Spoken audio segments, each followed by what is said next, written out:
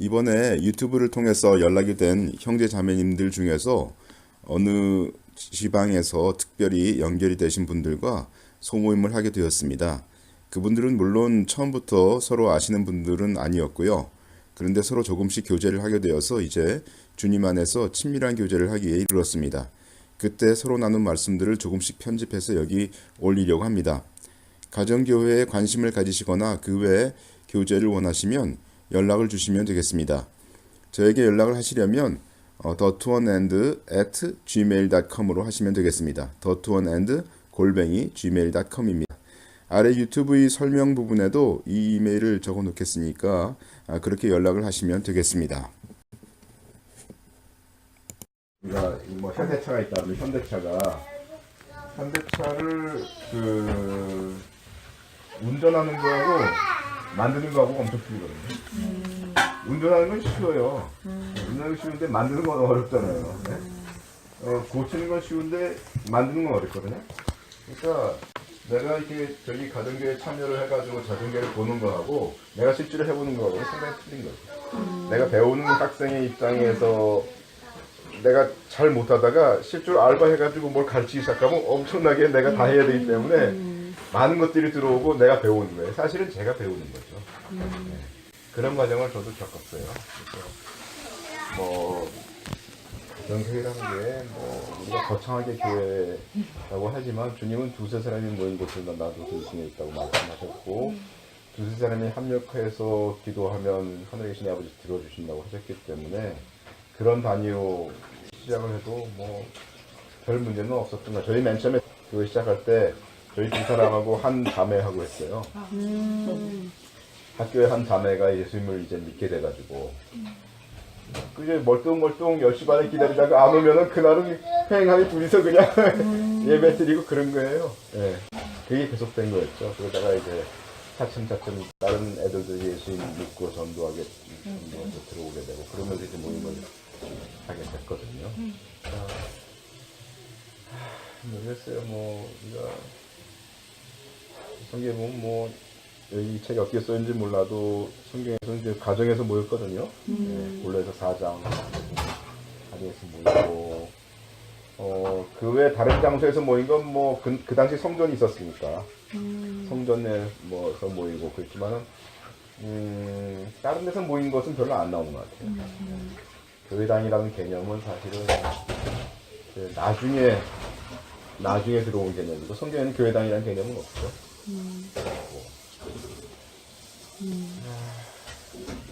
그리고 이제 제가 이제 생각해 볼 때는 자기 집을 오픈을 해야 되잖아요. 오픈을 하는 게 굉장히 중요한 것 같아요. 신약의 사람들은 다 가정을 열었어요. 가정을 열고 가정을 연다는 건 여러 가지를 의미하죠. 그래서 가정에서 뭐 저희 같은 경우 가정을 열었을 때 저희가 맨 처음에 이제 이 사람이 병이 걸렸었어요. 갑상선 병이 걸렸었어요. 그래가지고 막 이게 뼈만 남았어요. 뼈만. 난 사람이 이렇게 죽는구나 그때 알았어요. 그래서 이제 죽겠구나 그랬는데 갑상선인 줄 모르고 그래서 병원에 가서 보니까 병원 의사도 갑상선을 못 잡아냈어요. 근데 저희 어머님이 이제 그거를 갑상선일 거라고 저한테 얘기를 해줬어요. 갑상선이란 병이 보니까 희한한 병인데 갑상선 약을 받으러 가니까 뭐 10몇 년 된 사람들 보통이고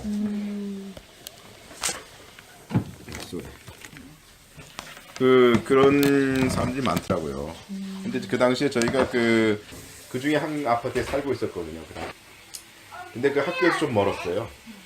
학교에서 멀어가지고 제가 이제 집사람한테 제안을 했죠. 야, 이거 전도를 하는데 이렇게 하지 말고 학교 앞으로 이사 가자. 아파트 팔고 학교 앞으로 가서 전세를 하나 내가지고 집 하나를 전세를 내서 1층에서는 우리가 살고 2층에는 학생들을 이제 전도하기 위해서 드리고 그렇게 하자. 그랬더니 우리 집사람이 당신 나 죽이려고 그러는 거지.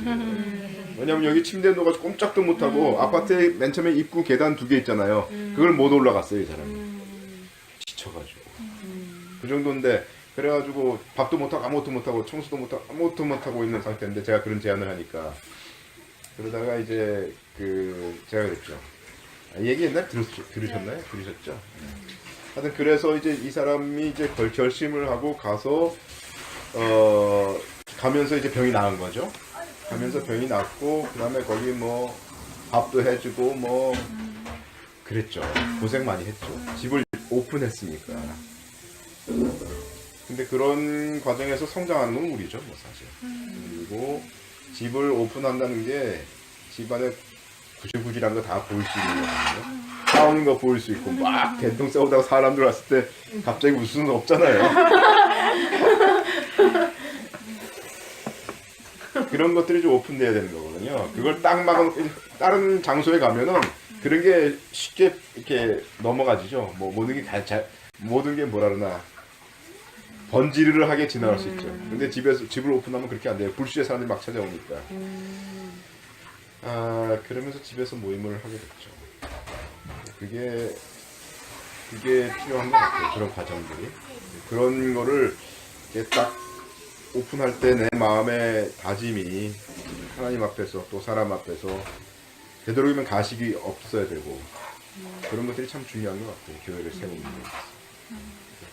가정을 오픈하고 가정교회 스타일로 나가는 게 도움이 많이 될 것 같아요.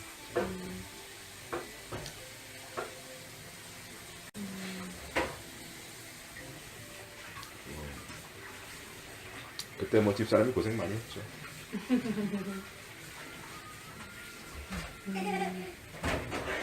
그럼 보면은 뭐 처음에 사왔던 소파가 애들이 끼면은 뭐 망가져 있고 찢어져 있고 뭐 그러잖아요. 그럼 속상해요. 속상한데 그런 거 뭐 어쩔 수 없죠. 근데 집을 오픈하셨다는 거는 아무나 어떤 날이에요? 왜 아무나 와서 그냥 밥을 먹고 간다거나 뭐 그런 뭐 그런 때도 있고. 아 그래요? 네, 일단 모임 장소를 거기를 했고요. 거기를 했고 뭐 기도 모임하고 무슨 모임하고 이제 그런 걸 사니까 조금 일들이 많아지죠. 그러네요. 또 우리가 생각하면 안 되고요. 뭐 생각해요? 그건 일로 생각하면 안 되는 그렇죠. 거고요. 주님을 섬길 수 있는 권이고 기회이기 때문에 살아내는 감사함으로 하는 거죠. 그걸 못 하다가 즐거운 거지. 할 수가 있다면. 그런 게 이제 자연스럽게 이제 내가 하게 되면 내 형제들도 자연스럽게 그렇게 해야 되는 거구나 생각을 하게 되고 그게 이제 사람들로 하여금 사역자의 길을 걷게 하는 거죠. 그래서. 그때 정재가 그때 같이 있었나 그때? 그때 옆에 뒤에 불나게 살았었어요. 그래서 열심히 전도하고 또 보고 진지하게 묻고 대답하고 묻고 대답하고 이러면 얘기하고 싶으면 또 달려와서 얘기하고 그랬죠. 사실 어떤 모임 장소를 하면 거기에 또 우리가 돈을 내야 되고 뭐 임대료 내야 되고 뭐 이거 좀 복잡하잖아요. 그런 거보다는 영혼들에게 우리가 돈을 쓰는 게 낫죠.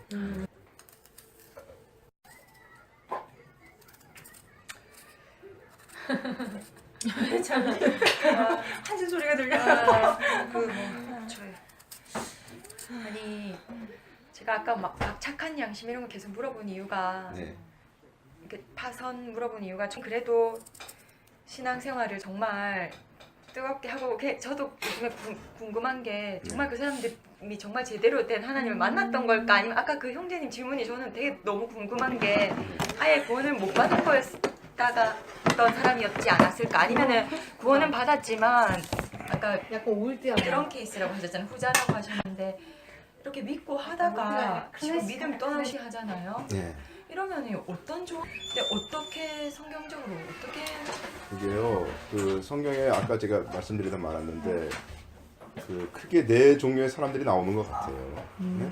그러니까 불신자도 두 가지 종류의 사람이 있어요. 그냥 불신한 사람이 있고 예수를 믿었다고 하는데 불신하는 사람이 있고요. 그건 믿은 게 아니지 않나요? 믿는 게 아닌 거죠. 그렇죠. 이게 불신자죠. 불신자인데 자기가 믿고 있는 걸 착각하는 거죠. 네.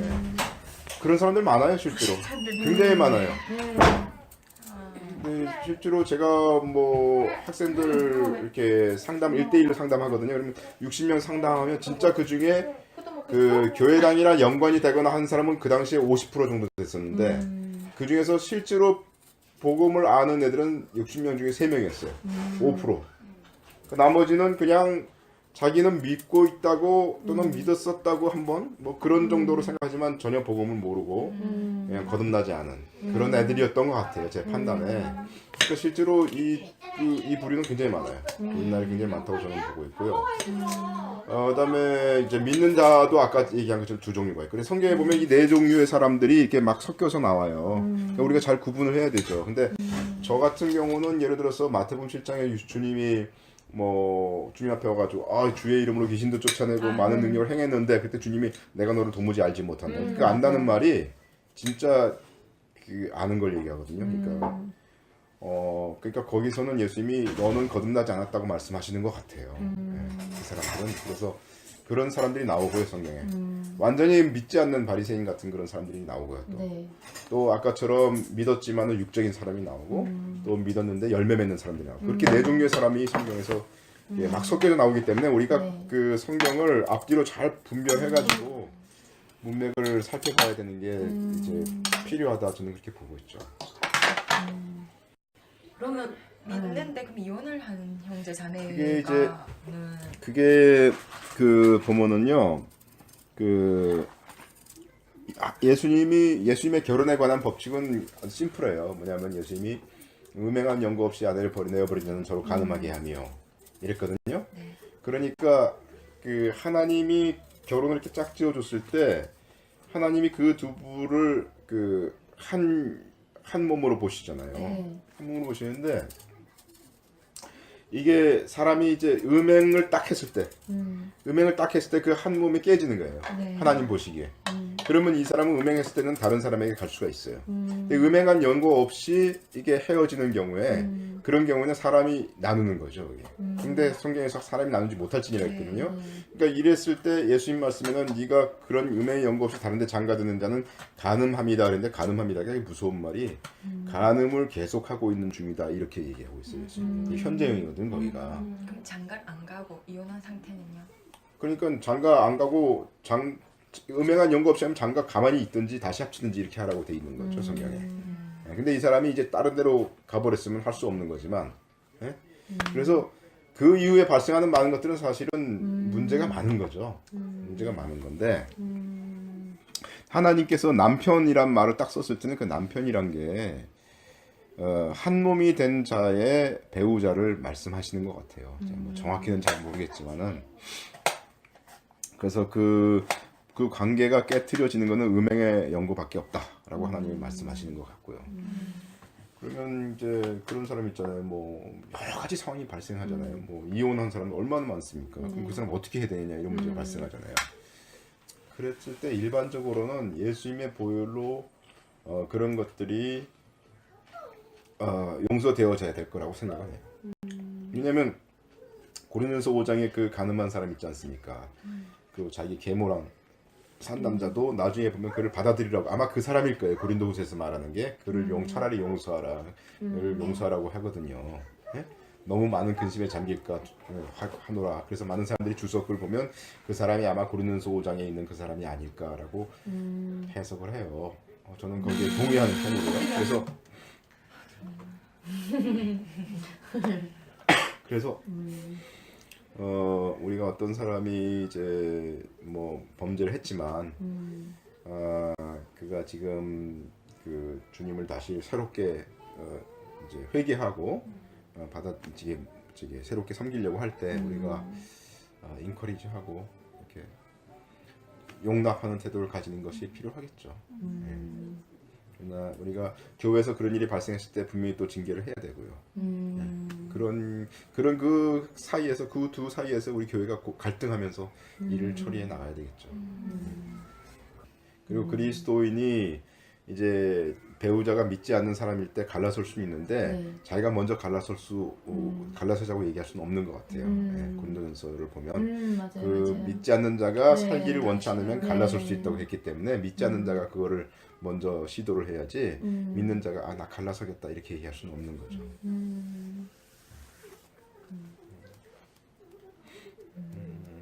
그렇게 갈라서도 그는 다시 재혼하면 안 되고요. 음. 그런 것 같아요.